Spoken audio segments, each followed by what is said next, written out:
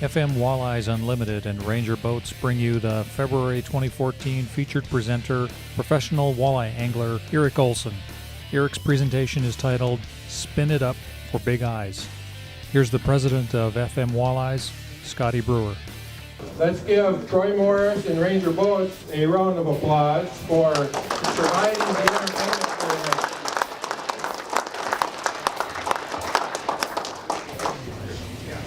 Eric is so popular, we even brought in one guy all the way from Winnipeg to come see him. Right, Glenn? You got it. Glenn is one of the members from our sister company in Winnipeg, from the Wham Club. He comes down to see Eric. So Eric's been fishing tournaments for a long time, getting close to 20 years. I think he's done relatively well in a couple of them. I think he's a world walleye champion. That's not easy to come by. He's an FLW winner. That's not easy to come by. He's won a lot of money. And to do that, you have to be consistent, and you have to be really good at what you're doing. You got to make the right decisions on the water, and you have to have a good game plan.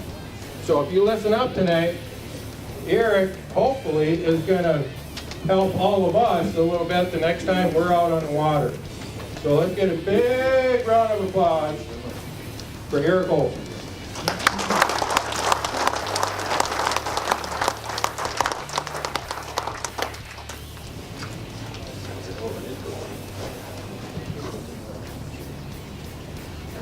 Now I'm going to get this microphone on. You may or may not be able to hear me, so I may just have to yell instead, which is fine, because I don't like to talk with my hands occupied. Anybody talk with their hands around here? Yeah, you know what I mean. Can you guys hear me okay?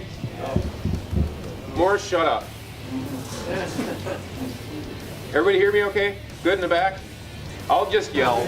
I'm good with that. First off, thank you guys for having me. I really do appreciate it. It's always a joy. I've been up here. I was up here in 2010 right after I won the Hawaii FLW event. It was very cool. You guys had me up here, and Morris gave me a shout. Of course, I jumped right on it as soon as I found out I could come up with you guys again. Just got done doing some seminars out at Rapid City at the Black Hills Sports Show, and had some good feedback and some good people there as well. So it's always entertaining to have you guys come out and listen to little old me talking. I wasn't sure who Brewer was talking about when he must be doing something right. I'm like, wait a minute, that's me? Come on, really? Tonight we're going to be talking about spinners, and one of the reasons we decided to talk about spinners. How many people have run spinners before? I'm hoping just about everybody, okay? The big advantage in running spinners is what? And I'll get into it in a second, but the biggest advantage is you can run it in open water, you can run it with bottom bouncers, and there's not one body of water that it doesn't work. But what's the key is knowing what little tips and tricks there are to make it more effective. And that's one of the fun parts that I get to kind of fill you in, because I've done a lot of the trial and error in the water and made the mistakes, and that's what you don't always hear about. Without further ado, let's jump on into this gig. And that is not a walleye boat, by the way, but that is me driving it, so that proves walleye guys can drive bass boats. Just had to prove that. So, what's one of the issues? There's so many things we can do in so little time. What's important is this. Each one of us is good at something. Agree? How many people like lead core? How many people are good at live bait rigging? How many people like jig fishing? Okay? Now, the majority of people like jig fishing. They're good at jig fishing, but you're not so good at lead core. So what ends up happening when you're saying, I want to get better at lead core? What do you end up doing? You bring it with you. You try it for, let's say, 10 minutes, and what gets done at the end of the 10-minute period? Lead core's not working, let's go to jigging. And now, everybody that's jigging is your favorite technique. I challenge you, leave your jigging rods at home. And now I hear the chuckling going on around. It's like, you gotta be kidding me. What? What way will you expect to improve if you don't force yourself to improve? Number one. Number two, write down, and I always say this, write down what you think are your 5 strengths and your 5 weaknesses. Because what's important is, if somebody next to you is trolling lead and they're mopping up, and you're pitching jigs and you're not catching anything, what do you wish you were better at? And that's what it comes down to. That's one of the big things, and as far as the tournament circuit, we had to be good, and you have to learn to be good at everything because you never know what you're going to end up doing. It's like a box of chocolates, you never know what you're going to get. Same thing holds true. What else is important? Knowing them, understanding what your weaknesses are and strengths, working on them and spending the time, focus on developing your weaknesses. Really take that time, force yourself to change and understand what is going on with that. Now, again, the reason I bring spinners up is because there's so many places it's effective, and generally if you can put your line in the water, and if they're not biting on spinners in a crawler, they're probably not, but there are probably no fish in the whole body of water. They'll bite on just about any spinner combination you can put down. Finding the right one that's going to be more effective is the key. That's really the bottom line. Why spinners? They're multi-depth. You can attack a deep break line, or you can also attack fish that are within 5 feet of the surface. Are there many baits that you can easily do that? No. If you want to do crankbaits, what do you have to do? You have to put lead core down, and what are we all not necessarily good at? Lead core. It's easy to get baits down. Go with the bigger bottom mounts here if you're going to the bottom. If you're further down in the water column, go with the bigger snap weight or inline weight. Easy, or simply let more line out. So you've got ways that you can get that bait down there, but what's important is spinners are extremely easy to do that. What else? They work in all bodies of water, like I said. Speed variables. You can go anywhere from 1 mile an hour to 1.8 miles an hour, 1.9 miles an hour. Anybody trolled spinners at 1.9? Okay? We're going to teach you guys a little bit about that. Obviously, not a lot of you have. There's 2 here that have. 1 here and 1 there, so if you got any questions, you can ask those guys too. It works. Infinite color variables. What's important about that? There's infinite color variables. You can mix and match all you want. Morris, what's the key to color? What's your favorite color? Gold, red, purple. You can take it to just about any body of water you want to, and it's going to work. But it's variants on those that are really going to dial it in, and you'll find it will be very effective. Prime example, when we were doing the Lake of the Woods TV show, gold was okay, but copper was 3-1 over to gold. So making sure you have gold, copper, and some of the others that are going to make a difference. And again, you don't have to have a ton of money spent on them. Why? How much are crankbaits? $8 a piece, $7 a piece. How much is a spinner? You can get 3 for $2.50, $3, and tie them up on your own. It's an inexpensive way to do it. Very inexpensive. And what else is important? If you don't have this, where did I put it? Does anybody have paint pens that they carry in their boat? Everybody needs to go to, and some people they may not like this, but go to wherever you find you can get these. I know Walmart has them. Every color you can possibly get, put them in a box and get them in your boat. Why? These are actual paint pens, not markers. They can make the difference between make or break. How many people have had a spinner, when you're trolling spinners, the spinner goes, woo, it's gone. And guess what? You only had 2. Now how many do you have? 1. And then that one comes in, it's going to be like, oh, net the fish and get it in the boat. I don't care about the fish. I got to get my spinner back. Because it's the only one we're catching fish on. These, same thing holds true with crankbaits. They can make this, make a great fishing trip, or if you don't have it, break it. Had it at the championship in Davenport, Iowa. I ran out of a crankbait I needed to have. It needed red on the belly. I ran out of them on the water. Took the paint pen, painted it up, boom, back in business. That simple. So remember, how much time and effort do we have going to have fishing trips? How much time do we have to go spend in the water? Take every opportunity they have to make that time effective. And that's one of the key ways you can do it. And it doesn't cost much. It's cheap, easy to do. Obviously, spinners are reusable. You simply take the spinner off, crash the rig, cut it up, put a new one on. Tie it up. That's really the other benefit. And one thing I will tell you, these are easy to tie up and easy rigs to have, and you can just tie a bunch of them up. But you can catch trophy fish on these things, no question about it, and a lot of you probably have. But if you're putting a couple rigs, you catch 4 or 5 fish on it, and you decide to put it back down, what do you think the chances of you breaking off that possible trophy fish if they're on the back hook of that rig?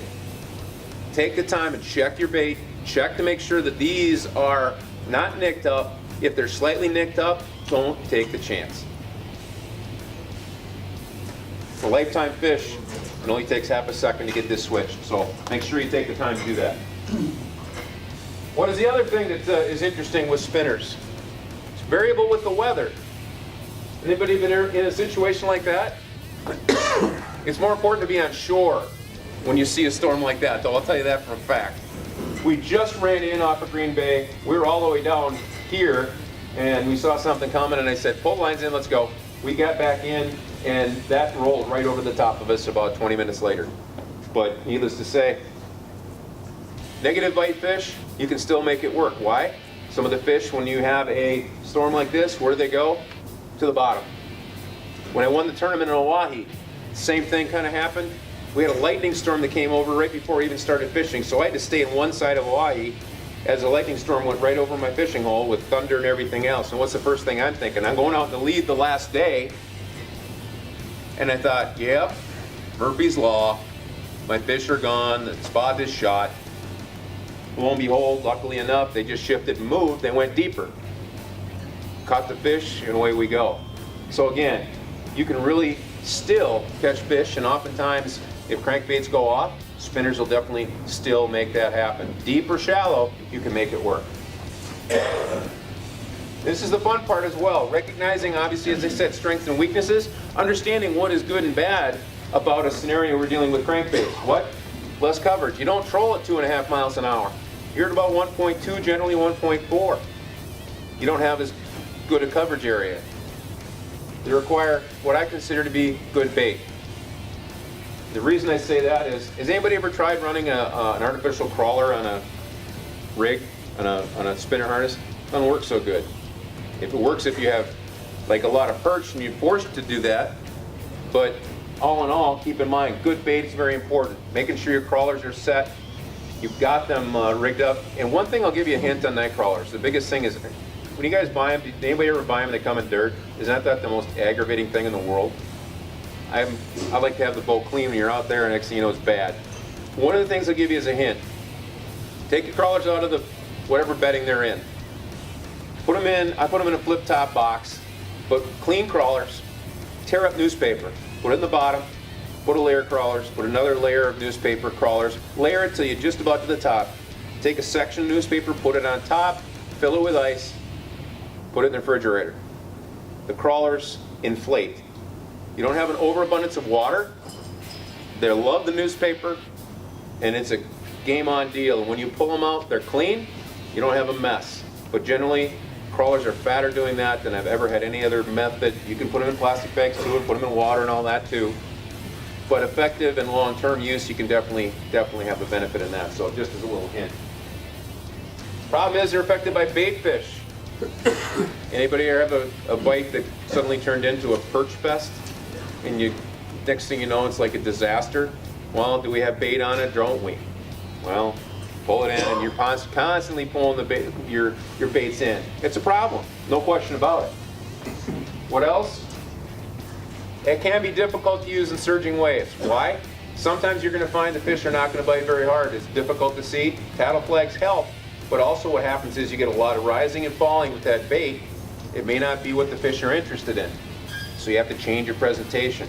One thing that if I forget to get to it, when you're running a surging bait, what it generally means is you're running downwind. Normally that's when your trolling is downwind. How do you correct it? And I figure I might as well start this and give you the idea right now.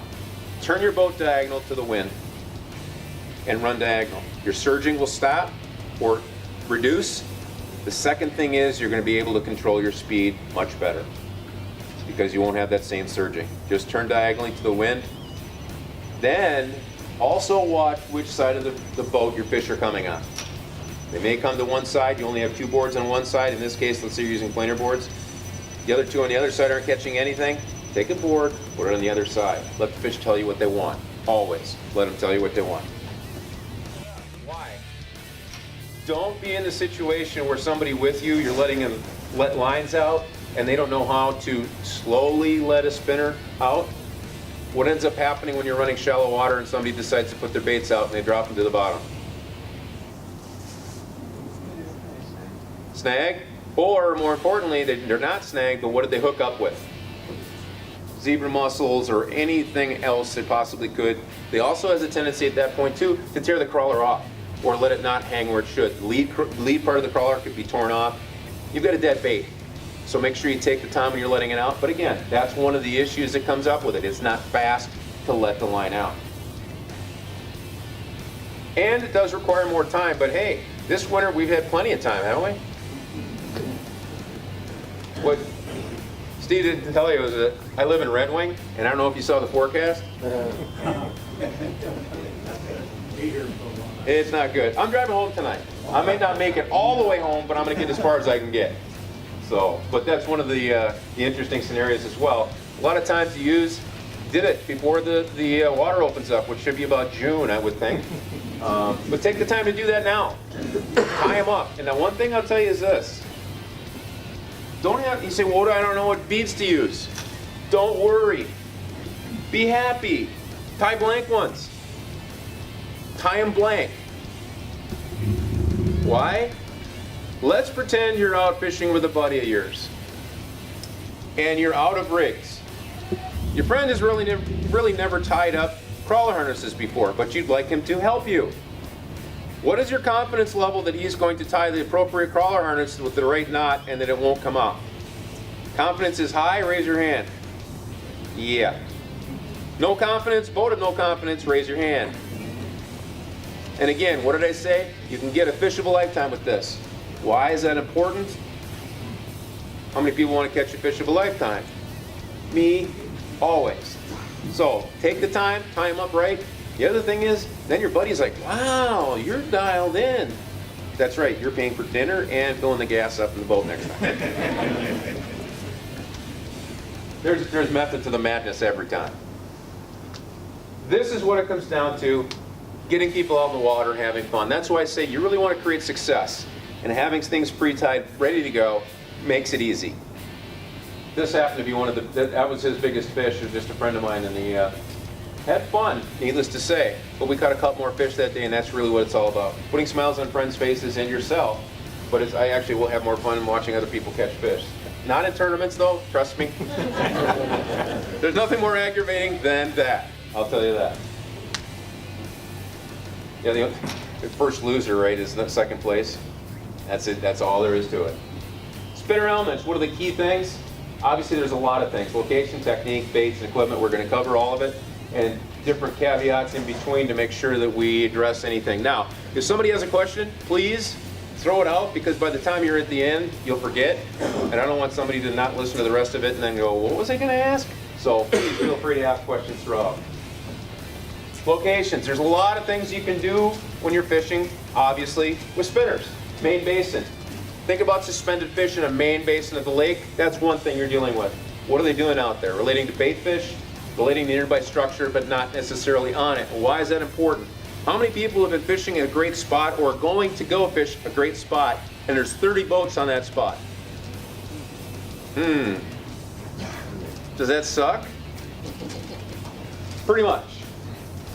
Prime example. Has anybody ever fished Lake Mille Lacs before? Okay? Mud flats in summer.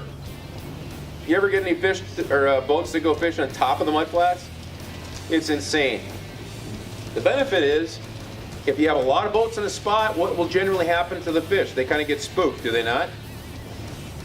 Now imagine the mud flats are basically just a big plateau and they top off. 25 feet top, 32 feet or so on the bottom. A lot of pressure on top, you think, oh, the fish are going to go down. No, they don't. This is the thing to keep in mind, whether it's there or it's anywhere. Fish many times relate to a depth, not the structure. So, the reason I say this, relating to a nearby structure but not on it. Many times what will they do? They will slide off laterally at the same depth. So, Pretty simple. Let's say the top is 25 feet. I get a big smile on my face when there's 30 boats on, let's say, Twin Reef or Sherman's Flat, because I know at 25 feet, I'm just going to set my lead core at 25 feet and troll right along the outside edge where all the boats aren't and mop up. And it's great to watch these people out there looking at you like, this guy's Looney Tunes, and next thing you know, whoop, there's one, there's one, there's one, there's one. Keep in mind where the fish can be. Yeah, they may be on the bottom, but odds are they slide off laterally. So be aware, again, main basin, where are they going to be? Bottom relating to insect hatch. Obviously they can relate to insects, so they can relate to the worms, red worms, or whatever it might be, and relating to bait activity. So where are the fish going to? Where are they moving from? We've seen it. Now sometimes, anybody been in an area where you see 14 million balls of bait fish and you're trying to compete with them? That's the extreme you don't want to be in. I'd rather be in dispersed bait, seeing some, but not more bait fish than you can care to compete with. Because we all know how bad that is. That sucks. It's not good. It's not good at all. What else is interesting about the main basin? It gets a little rough. So be aware when you have people go with you, Corey, people can get hurt running rough water, or they can get scared. Again, if you're not taking someone that's not experienced or not confident in open water or bigger water, be aware of that. I thought this was rather entertaining. Of course, I don't know if you've seen this is on Lake Erie, and that's not the way we ever profess to running boats. That's not what you should be doing, but nonetheless, it was kind of cool, and it was a James Bond type of thing, so. And of course, he took the throttle off right when he went to the air, right? The prop is still spinning, so. And if boat landed softly, he is not shorter because of the landing, all is good. And that is Mark Kortz, if you ever want to call him and go, what in the world are you doing? Okay, what's interesting in looking at the main basin, this happens to be, when I mentioned earlier, a flat or an open area, and you're not far from a body of water in the main basin. This happens to be on the lac. But what's important here is noticing what's going on your graph with various break points, various tight break lines. In this case, the edge of the mud. Now you think it just drops off and that's the end of the deal. No, it's not, and this is what you want to keep in mind. If you're looking at bottom structure, this happens to be the edge of the mud flat. I wonder where those fish might be hanging out. Closer look, they're at all the crags and cuts and whatever that's involved with the edges of those things, and spot on a spot scenario. What is the advantage in spinners? Can I get at a spot on a spot? Yes, I can. You can cover water enough on those versus guys that are live bait rigging to cover those spots and find the active fish. That's the real benefit in having the spinners. And you can get to them by just changing the amount of weight on your bottom outfit. All right, let's talk about structure a little bit. Shorelines, we know that's pretty simple. Relating to bait fish, relating to heavy cover. What kind of heavy cover has really changed a lot in the last 5 years that we're fishing now? Weeds. Walleyes love weeds. If there's anything you guys can get out of this thing, and you think weeds are not where fish are, let me go back to the first statement. If you get anything out of this, walleyes love weeds. Whether it's Devil's Lake or any other lake you're going to want to go to, they love weeds. If there's weeds in that body of water, you can guarantee you're going to find walleyes in or near the weeds. How much weight would you think you have on that little crawler harness? Nothing. No weight at all. So really kind of entertaining way to fish it because it's just hanging out there 3 feet below the surface. And if you think about walleyes, it doesn't usually compute at the same point. So keep that in mind. And of course, shallow break lines in that same area. If you're on a flat, look for a shallow break line associated with it. They'll hang by some type of structure. And that's some of the fish you can catch spinner fishing. That was one of the ones we caught up at Lake of the Woods. A lot of fun. Small sprinter, a very small, or not very small, but small spinners, just like we've got up front. All right, do walleyes move? Look at a wahi, that's a prime example. Big time. So be aware. And one of the things I always talk about, how many people keep a logbook where they caught fish? Anybody? Okay. Fish have tendencies that they will repeat. They're habit forming. They will go to certain points and be at a certain point at a certain temperature, a certain time of the year. If you keep record of it, what are the odds that you're going to catch more fish overall? What are the odds? They go up. If you're on a spot, let me give you a much smaller parameter. If you're on a spot and you're catching fish and you're not marking every fish that you catch, what are the odds that you're going to start figuring out what the fish are doing? You're not going to have a rough idea, or not going to have an exact idea where they're really at. So you're on a spot, mark the fish you're catching. Use a different icon for every day that you go use that or go fishing. You go back to the same spot and think, wow, I mopped up, I'm using the same thing. Well, you can see all the waypoints are the same. Change the icon. Give yourself the opportunity to be successful to figure out maybe the fish have shifted over. They're not on the same exact spot. But in a broader term, you're doing the same thing by recording what's going on a day-to-day basis. Where were we successful? Maybe I was on this particular point this day because the wind was blowing in. So, wind direction is important. How many points are there in a wahi? A bajillion. How many are good? Not a bajillion. Be aware of what's happening. So adjust it accordingly. Same thing with Devil's Lake. Is wind related? Is Devil's Lake wind related lake? No question about it. So understanding conditions and how they'll affect it, as well as seasonal movements. All right, let's get into it. Open water spinners. How many people have trolled open water spinners before, basically with an inline weight? Perfect. Here's my recommendation.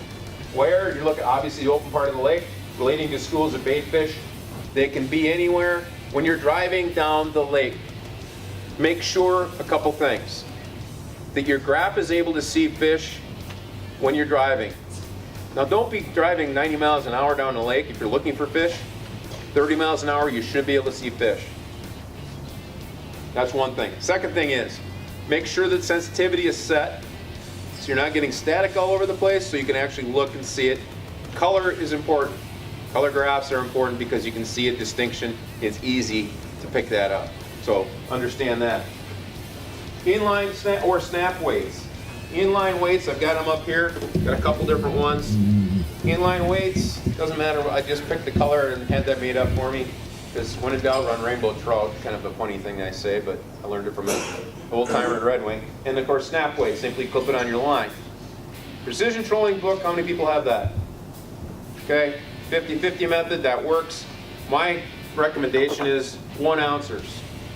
Inline weights. Why? It's simple. Simple is good in my mind. But what else is important? When you're letting line out, you know 1 ounce is everything you have is 1 ounce.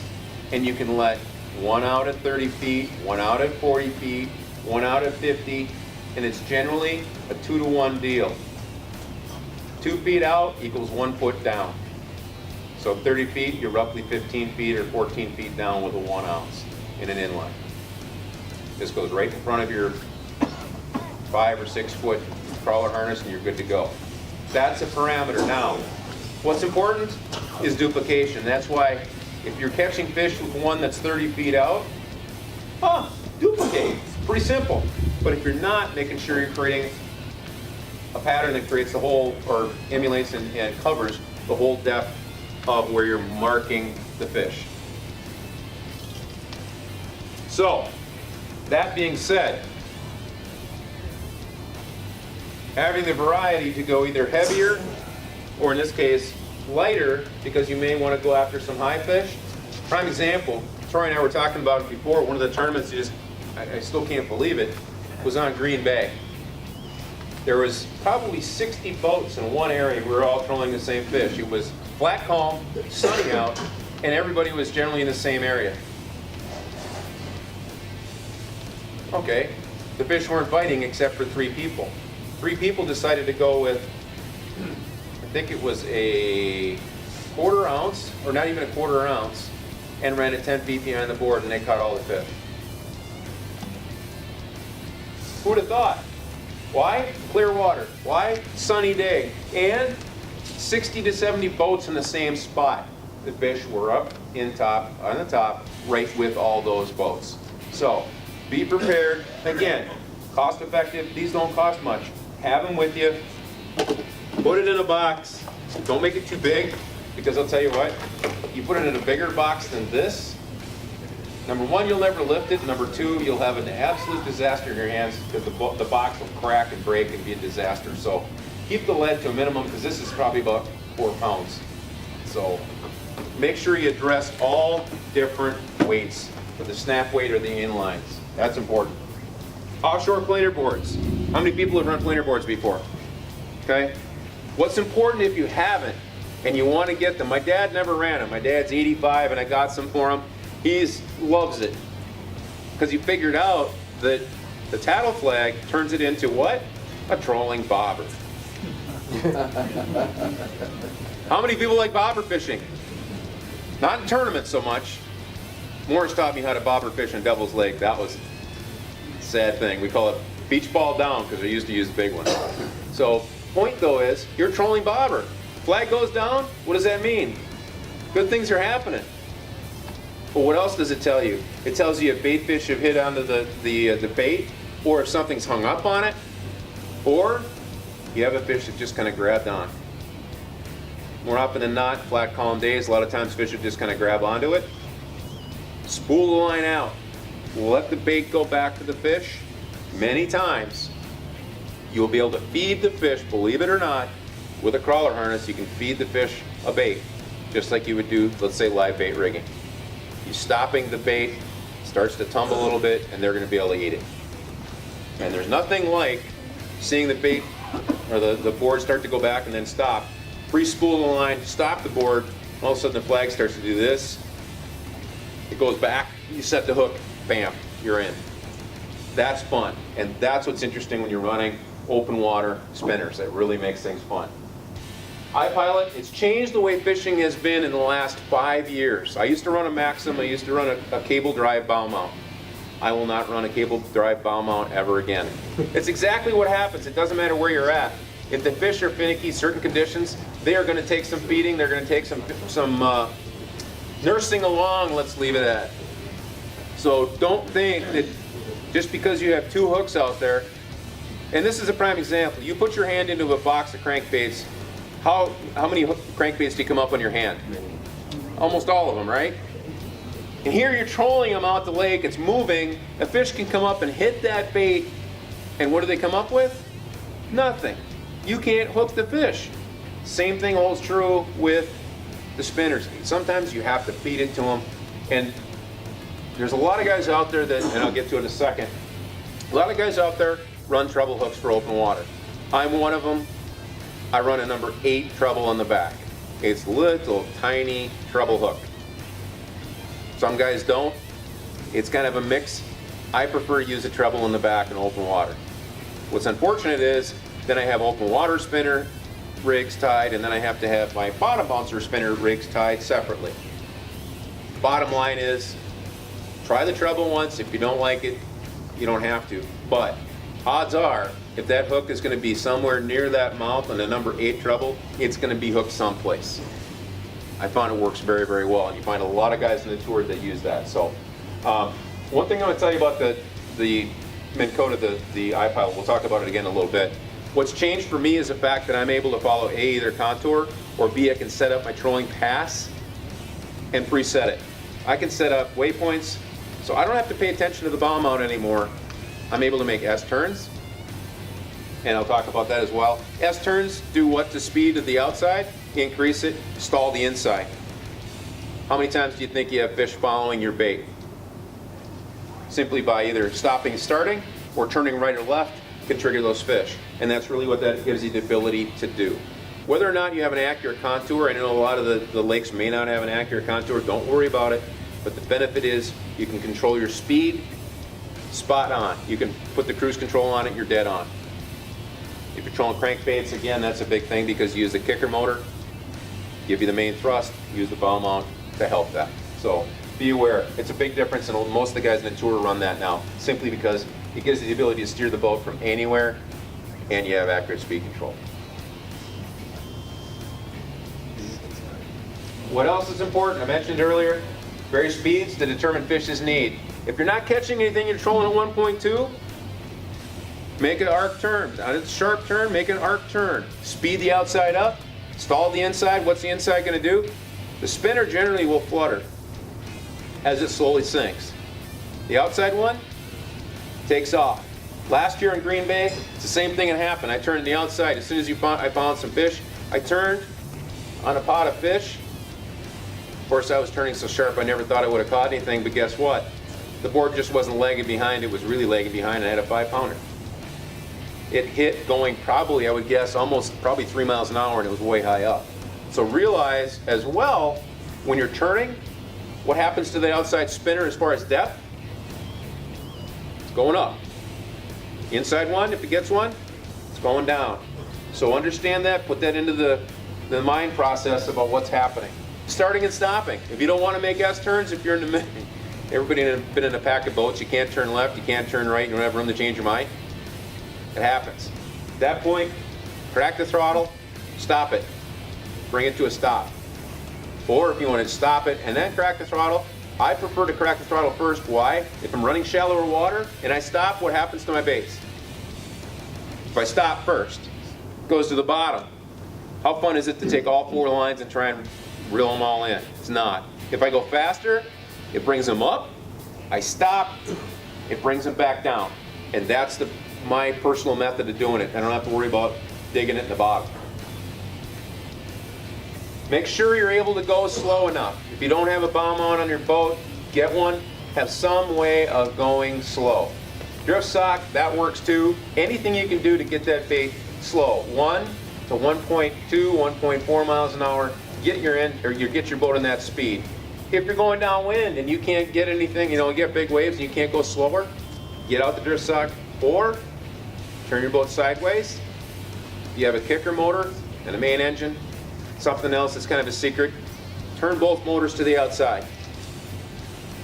What it does is it will act as a brake.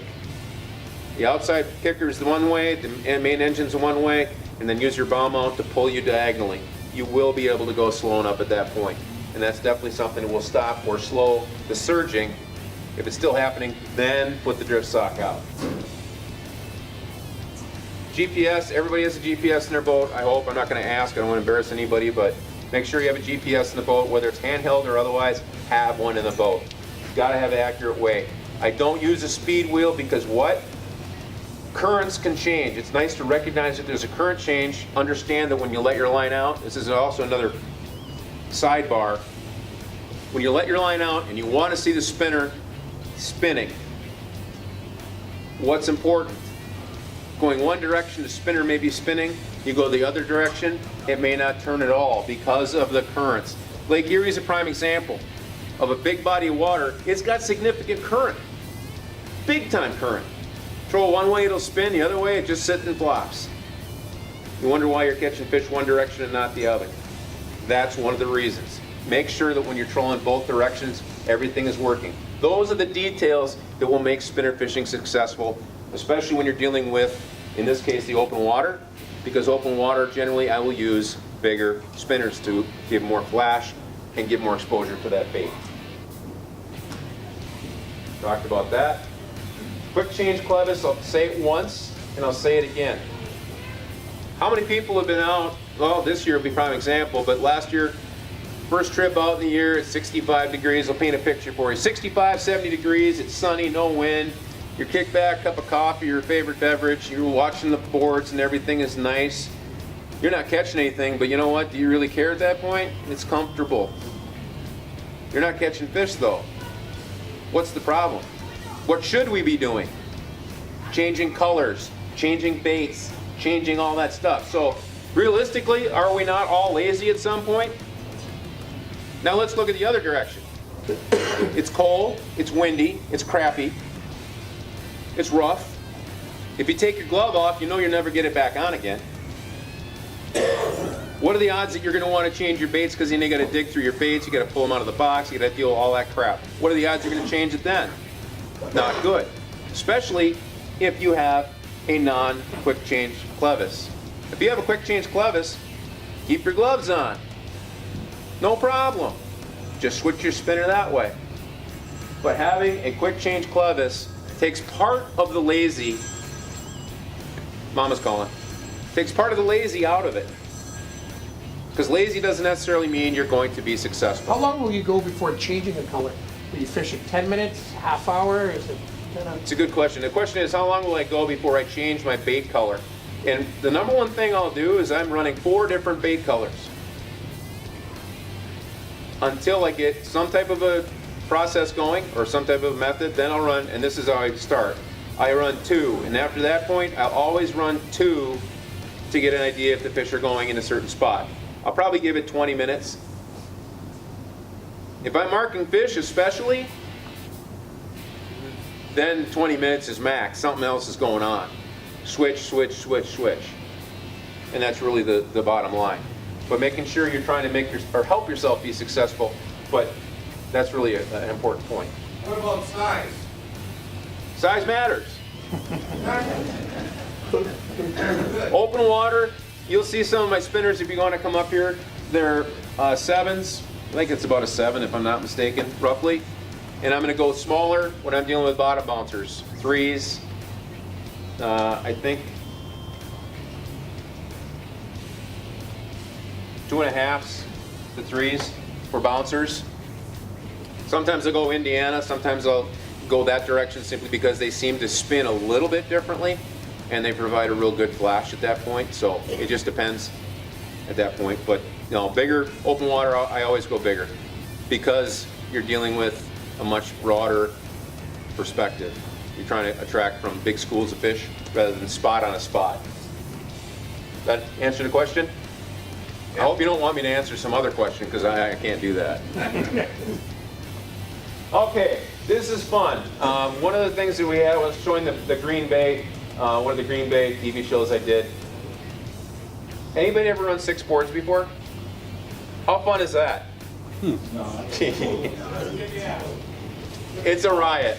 The reason I say it's a riot is it turns into a 3-ring circus. Now imagine this. You're letting the lines out on this side. You're letting the lines out on this side. This one gets a perch that bites it.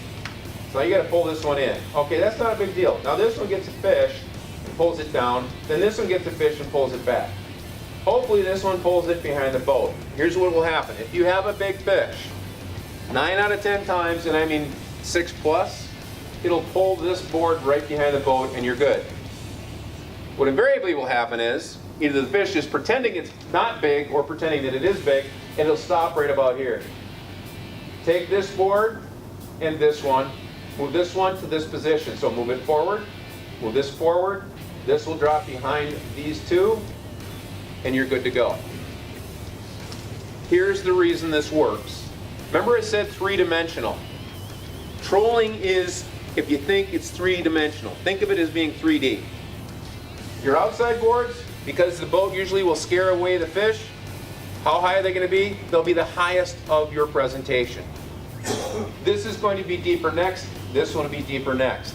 And sometimes if you want to, you can run these right up the side of the boat, maybe with a bottom bouncer to attack multiple deep or shallow levels. But here's what's important. When you shift these forward, remember, you shifted them forward. Because what it turns into is, how far back was that one again?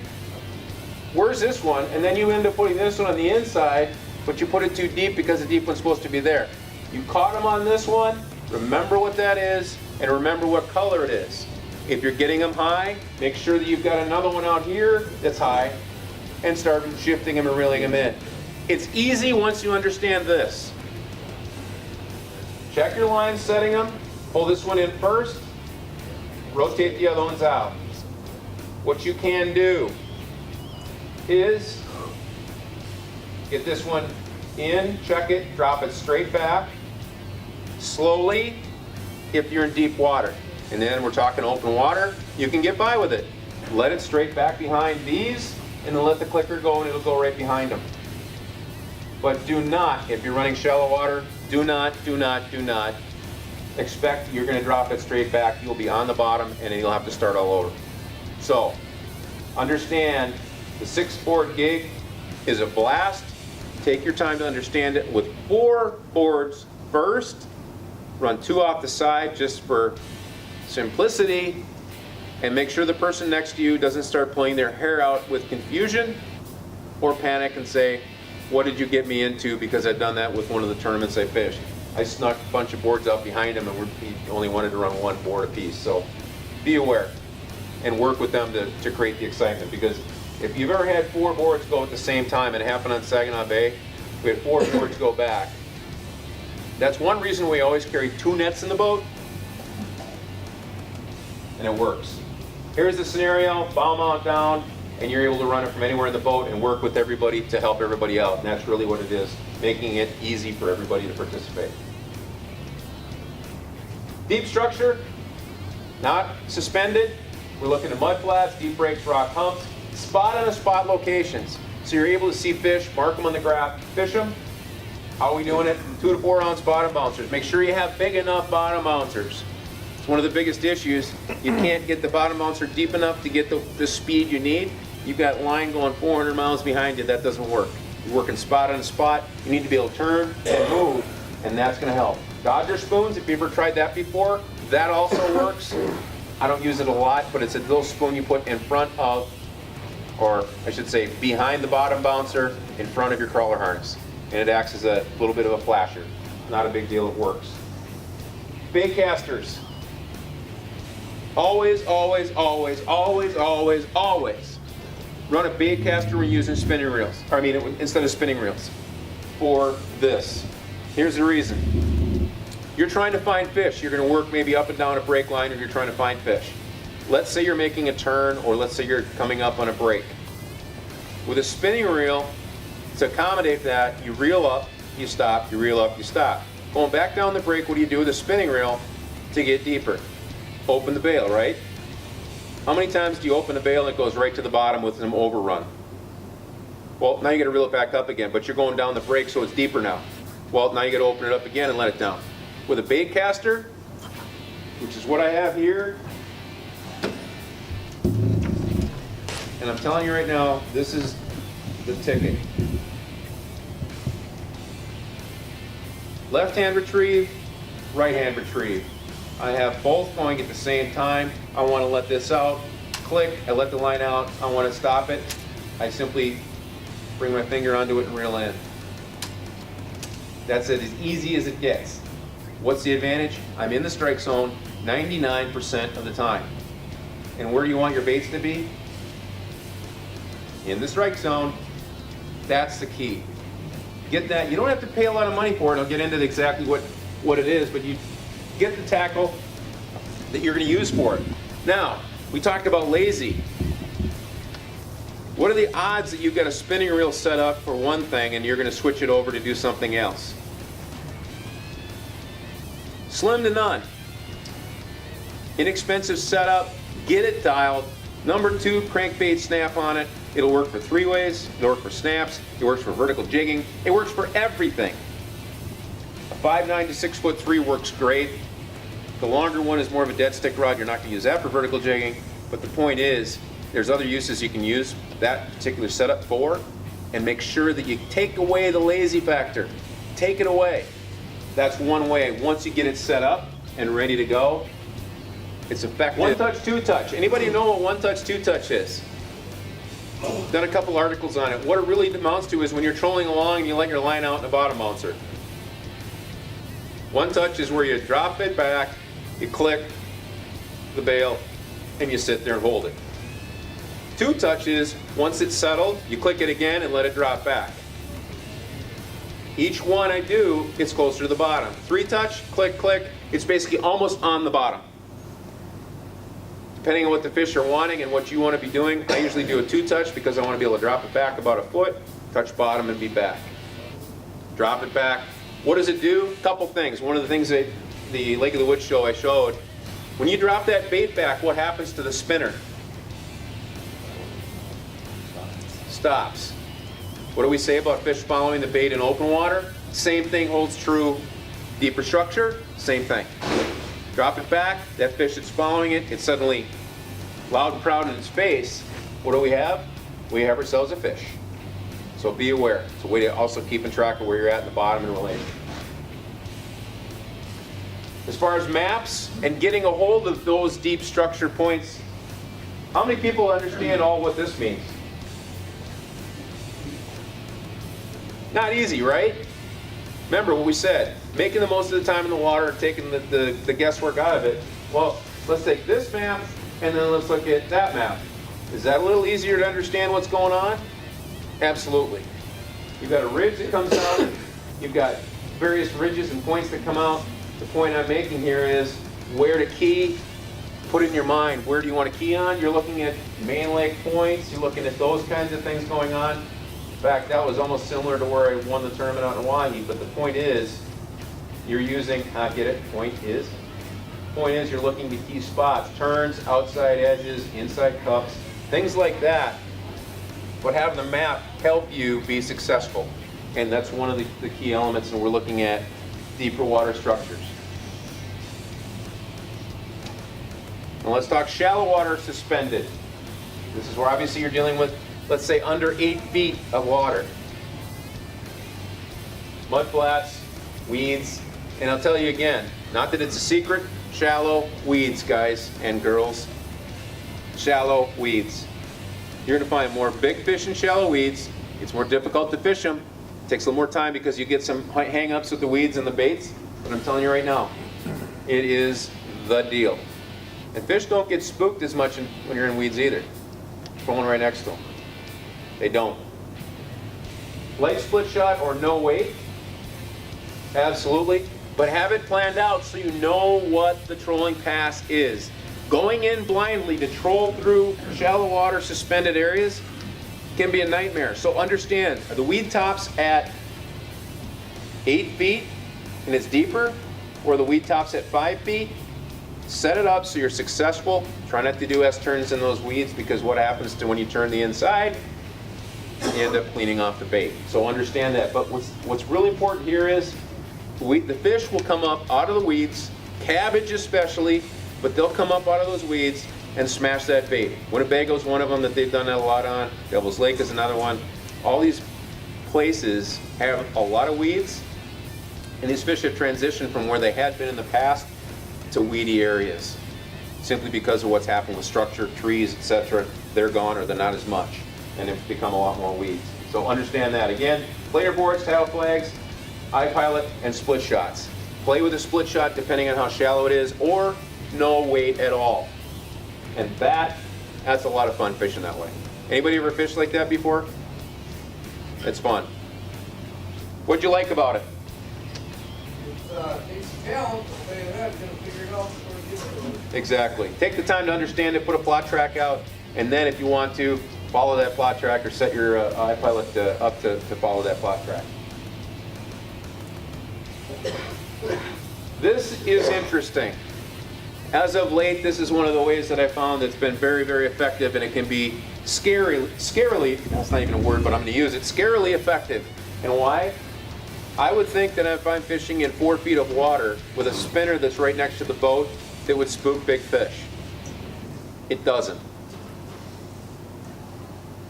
5 feet of water, the bait is right next to the boat, it does not spook the fish. In fact, you can get big 6s, 7s, 8s right there, and have an entertaining time of it, because when you set the hook, your buddy's got to be on the net right now, because in 3-4 feet of water, where's that fish sitting by the time you hook it? On the surface. Exactly. So they're hiding, they're waiting for bait to come by. That's the advantage. What else is important? Use the bottom bouncer. Use the weight accordingly, that it's not straight down below the boat. 1 ounce is generally what I'll use at most. Give it a little angle, give it a chance to have a distance a little behind the boat. You're on the bow mount. What else is important is this. When you're running 2 people in a boat, heavier weight up front, a little lighter weight in the back. Why is that important? Anyone? Anyone? What's that? What's that? eliminates tangles. That's a big deal, especially if the guy in the back decides that he's going to be holding it tight to the boat and you're letting it further out. It gets to be a problem. So please make sure you do that. Understanding your graph and what weeds look like is important as well. This happens to be a deeper weed patch, obviously, but 7 feet of water is not extremely deep, but here's your weed line. And how do you know it's weeds? Take a look. And again, remember, when you're running a side image, this is the Humminbird side image deal, it's basically like a light bulb. When you have a light bulb in the center, it's casting an image or light this way. Here is your shadow, and those are all weeds. So, control the edge of the weeds, mark the edge of the weeds with your graph, waypoints, you're on it. Effectively reducing time wasted. That's awesome. And it's a way to use that side imaging deal. How many people use side imaging right now? That's one really good way to use it. Very, very good way.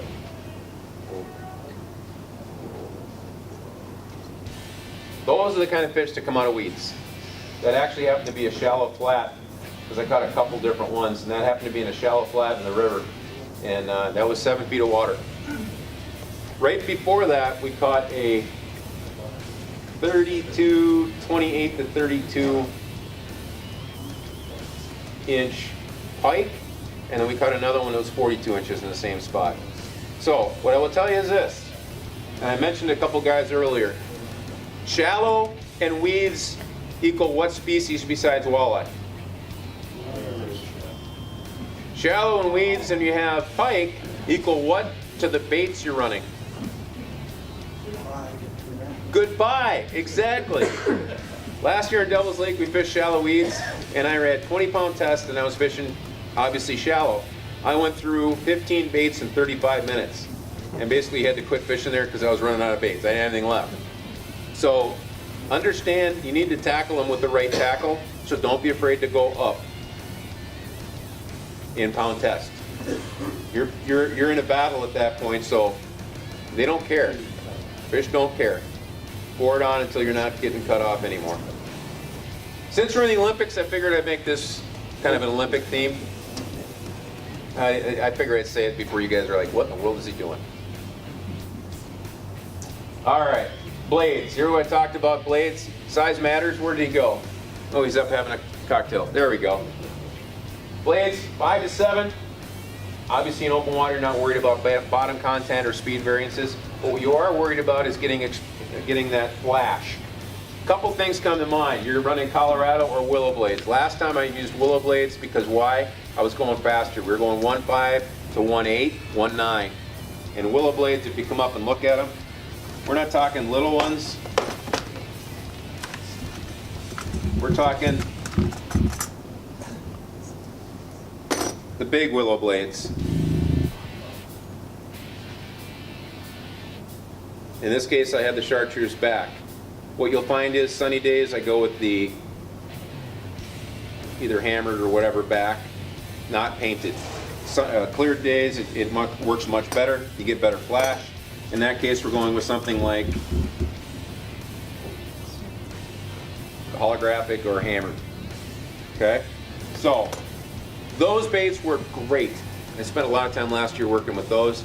They get good spin, you can go faster, and it's also effective for covering water. So that's also one of the really good things. Bottom bouncers, 2.5 to 4 size blades. I said 3, but 2.5. Shorter leads. You guys, one of the things that's difficult too is when you're running shallow, you may pick up some bottom content because why? That blade is getting close to the bottom, but if its blade is going to be close, so is the hooks. Now, one of the things you can do, and we talked about it on the show, is take the crawler, blow up the crawler, it lifts the crawler in a crawler harness scenario. More often than not, people think let's do that with a live bait presentation when you're just trolling live bait rig, Lindy rig style. But when you're running a spinner and small blades and you're close to the bottom, blow up the crawler. It gives a bigger profile, obviously, but it pulls it up and keeps it above the bottom. No matter how slow you go, it'll keep it lifted. Even if you're almost stopped, it'll keep it lifted. So watch for that. again, Colorado or Indiana, that's where I'll go to Indiana and have it be very effective. Lake of the Woods is a prime example. It worked awesome, absolutely awesome. And the three-way rig. One of the things I found to cover water quickly was I went with and I tried this once and it was kind of amazing. We had one of the guys from Northland Tackle, John Peterson, out. And I said, John, I got something I got to show you. So I had a rig I took out from the river, and this is how it happened. I was fishing three-way rigs at home in the river, which is what we'll do, and a 3-ounce bell sinker with a 18-inch dropper, and I simply just hooked on a spinner because I was, too lazy to switch everything to a bottom bouncer. What happens? I said, let's try moving fast and see where the fish are. Next thing you know, we had our limit in about probably 20 minutes to a half hour just using the three-ways and pulling it through the mud. The thing is, most of the time, people say, don't drag your weight in the mud because it stirs up the mud and it causes a problem. Guess what? By the time the fish saw what was going on, it's my guess, they thought it was something in the mud, saw the bait coming by, bam. So, interesting take on it. But what did it do? It gave me the ability to troll fast. Please, if you're going to run three-ways with a bell, make sure that the bottom does not have a lot of timber, rock, or anything like that, because you'll be going through lead left and right. Now, if you do run three-ways, the other thing that's important, you're running a 10-pound main line, drop to a 6-pound dropper. If your main line's nicked and you have an 8-pound dropper, it's too close to pound test, you'll break the whole thing off. Be aware. The other thing is, when you tie it up, tie a bunch of lead lines for that with a clip on both ends. Here's the reason. Remember we talked about the lazy side? If it's too heavy, what are the odds you're going to change it if you tied the knot on in this crappy weather? Tie a clip onto it and a clip to the other end. Maybe you want to change the distance, put a bottom bouncer on, whatever. Change it so you can simply change the weight instantaneously to meet the need. You need heavier weight? No problem. Lighter weight? Pretty simple. If I'm fishing in the river, that's a good question, is when on the river I'm fishing spinners. What I like to do is I'll troll them and have them along the bottom, on the bottom. Same thing with lakes. Here's what happens. If you have a dead stick, like say that 7'10" there, you have it laying out, the bell sinker will grab onto a chunk of mud. It'll stop it and it'll surge it forward. It'll automatically create a bite scenario like you're dropping back your rod tip. It works. But please, if you're doing that, make sure you've blown up the crawler, because when that drops back, it's going to sink the bait a little bit, and you want to make sure you're not dropping it too much. Okay? But bell sinker for sure. Pencil weights, I find it's just too much. It's consistency, and I don't want that. Again, it's what the fish want. And if you're running a bell weight, certainly put on the pencil weights. And again, if it's snaggy, then that changes everything. It's easier to run a pencil weight than it is to run a bell sinker when it's real snaggy up.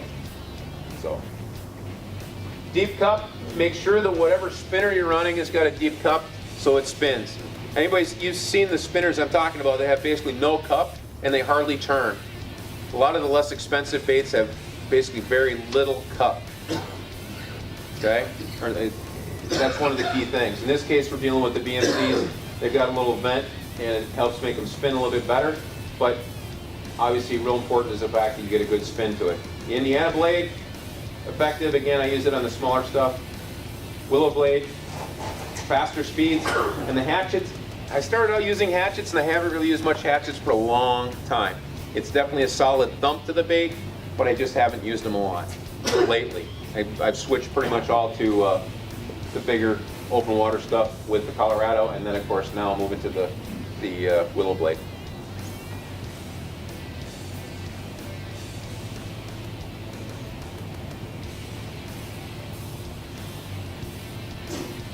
Blade color.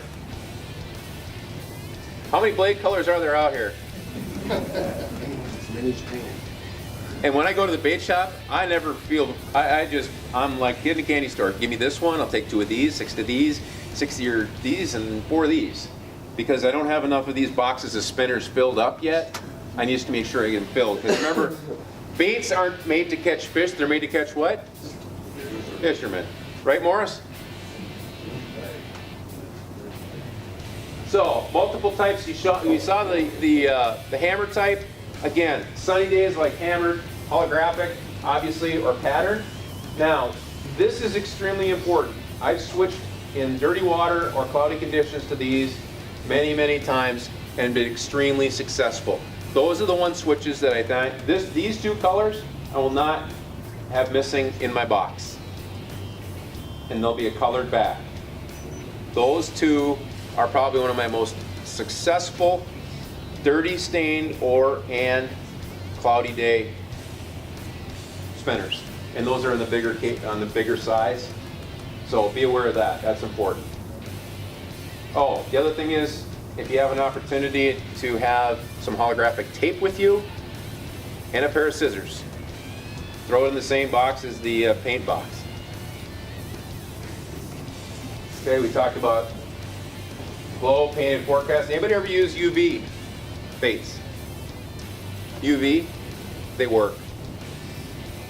So if you can find some UV spinners, try them once. You'd be very surprised in the really, really dirty water. Looking, and the question was, does the eye make a difference on a blade? Put it in the water once and look at what it looks like when it comes through the water. If you have multiple dots on it, sometimes it makes a difference. Personally, I think it has to do with the coloration itself, the back of the blade, and what it's really showing, it's giving off as far as the total package, in combination with beads. Some people say beads don't matter. I think it does.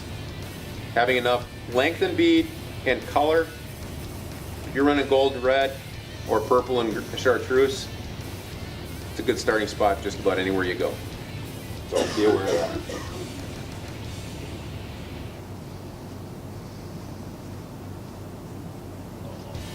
Miracle beads.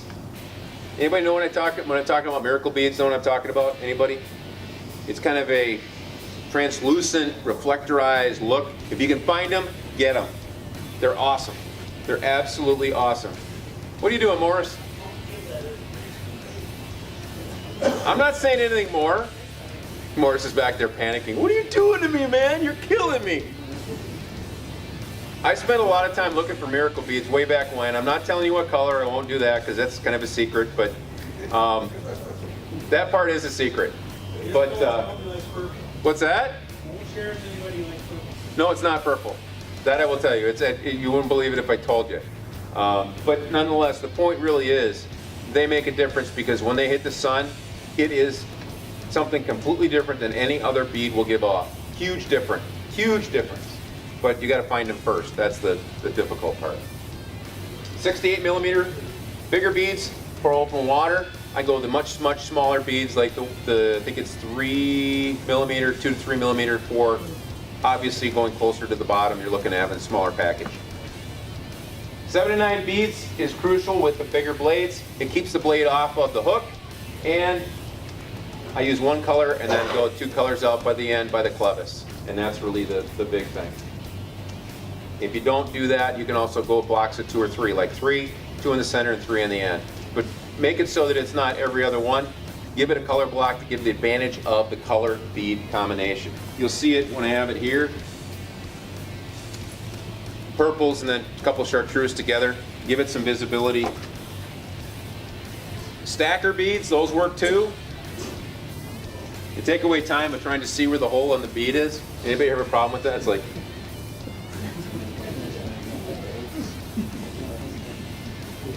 no comment. Speed technique, open water 1.2 to 1.4. Let the fish tell you what they want. Again, if you're doing an S turn and you're on the outside, what do you need to do? Bring it up. Speed it up. 3-way rigs, you can run 1.2 to 1.8, doesn't matter. You've got the ability and the latitude because you've got the weight and you can keep that bait down in the strike zone. Sometimes they want it fast. Use it as a search tool. That's the other thing with the 3-way rig. Don't be afraid to turn up regular baits when you're running, whether it's bottom outs or otherwise, you can do that. Willow blades. And willow blades come in a bunch of different sizes. Obviously, you got the smaller size, all the way to the bigger. It's almost twice, this is twice the size of the other one. Again, let the fish tell you what they want. Let them tell you what they want, and you'll know. If you're putting it in front of a bunch of fish and they're not hitting it, time to change up. That's the kind of fun, and that's what those are supposed to look like. Okay. Another tidbit that's extremely, extremely important if you like to keep your spinners either on your line or in the tackle box rather than over the side of the boat. This clevis, if you have them, throw them away. Get rid of them, throw them away. Why? The back side of this clevis, there's nothing to retain the blade. When the fish comes up out of the water and they do a couple head shakes, anybody ever seen their spinner doing the skip program down the lake? It's exactly what happens. It's because this clevis has no lock on the back side. See the lock on the back side of the clevis right there? That prevents the spinner from coming underneath this and flinging out when the fish does the shake. The hippy shake. Okay? Throw these out, keep these. The ones that you're going to try, you can try the wire ones. Anybody ever tried the wire ones at the retainer? Do you like them or not? You see the spin line? Okay? A lot less, the plastic seems to not give you the most bang for the buck. Right. The other problem you'll find is that wire will hook on a net. It will inadvertently unhook the tab. Shit, we just flick them. 8-pounders right over the side of the boat. Big jump. I was just going to say I can tell how big a fish you're catching. But I would never want to say that. But the point is, I had problems with that. I tried that spinner. I thought, oh, this is great because I have a limited number of spinners when we were in Erie that are exactly the right color and I don't want to lose them. What am I going to do? So I went and tried them. I got them in the boat, and of course it's not yourself that you're worried about making the mistake of not making sure the clip is. It's your partner that may have brought it in and he's going to let it back out and not check that the spinner is back attached. If this wire clevis is enclosed, you let it out, you can watch the spinner go whoop, whoop, whoop, whoop, whoop, gone. No, but you guys, this is huge deal. Huge deal. 6-foot snells, that's pretty standard. I use Suffolks, that just happened to be one of the companies I work with, but important there is abrasion resistance. I used to run another line company. The abrasion resistance, and this is the reason I say it, I run a plastic clevis. I'm not so worried about the spin because spin is going to be relative, but what happens is the wear in the line, you get a couple fish, especially in that back hook.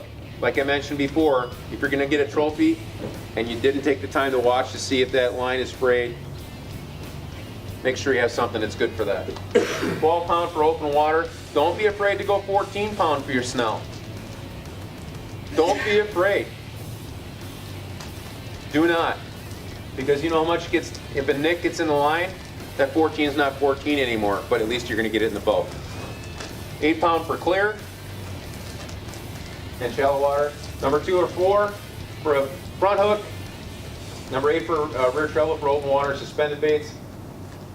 2 or 4 hook for the rear on a bottom bouncer bait. And the reason is you don't want to hook that treble in the bottom. How are we doing for time, Morris? All 2 hook harnesses, they don't run 3. I stick with the 2. Many people argue about that, but no big deal. You can stick with whatever you want to run. All right, what's important here? 8.3 to 8'6", that's standard. What is important from my side of it, telescopic for easy, obviously putting into the rod storage. Rubber rear grip because it doesn't tear up in the rod holders, that's important. And the other thing is, don't get a super high capacity reel for this. Why? You can put a ton of line in your reels, and you're going to be nicking it up with between bottom bouncers, not bottom bouncers, snap weights, and planer boards. So make sure that you have a decent amount of line, but don't go with this maximum amount of line on the reels. You're going to end up pulling a bunch off, and it's just a disaster.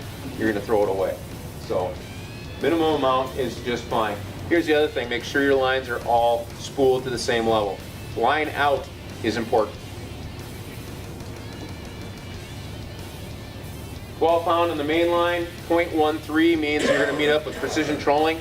That same book means 0.13 diameter, regardless of brand, whatever brand line you want to run, 0.13 diameter lets you have the same approximate line out depth, and make sure you don't mix and match between your poles. right and left hand, it's available in right and left hand to have that same right and left hand bottom bouncer capability. That's super important. Lightweight and inexpensive. And 5'9" to 7'10" obviously is important as well. We talked about, I always run braided line on my bouncers. Sensitivity is important. That's why I do it. It also cuts the water better. You can run a thinner diameter line for 10-pound test. It cuts the water better, which means less line out, which means you're going to be over the top of the bait much better. I happen to use the Humminbird stuff. What's important is get a high quality unit that's able to have either side finder capability, color, and updated so you can really see the fish. You guys, electronics are the big thing. Let them tell you where the fish are. Don't fish spots that are void of fish. That's super, super important. Watch where the fish are. iPilot Link, we talked about that. It's a huge tool for us on the circuit, and it's really changed the way we fish. A lot of the ways we fish. Gives you the ability to fish contours. Obviously, if you have a good lake contour map, you set it to a plot depth. It'll follow that contour line until you don't want to follow it anymore. Pretty cool. Pretty cool. And it makes it easier so your partner doesn't call you a drunken sailor anymore. That was a nice double we had, kind of fun. That was on Erie. Okay, number one, spinners have no closed season. Don't think it's too cold. Don't think it's too late in the season for spinners, ever. Run them. Run them the same time as crankbaits. You can. Crankbaits can run a little slower. Harnesses can run faster. Not a problem. There's never too high. Always have one bait that's underneath that 10-foot mark. Always. Never, ever, ever not running at that point. What are the odds that some bigger fish are up high? Pretty solid. Understand your graph and what the fish look like on your graph. Also, when you're trolling, make sure that you're going to troll multiple angles over the same school of fish if you're not on a break line in your open water. Understand that one direction may produce fish, the other may not. The first pass may have been going the wrong way. Try it the other direction as well.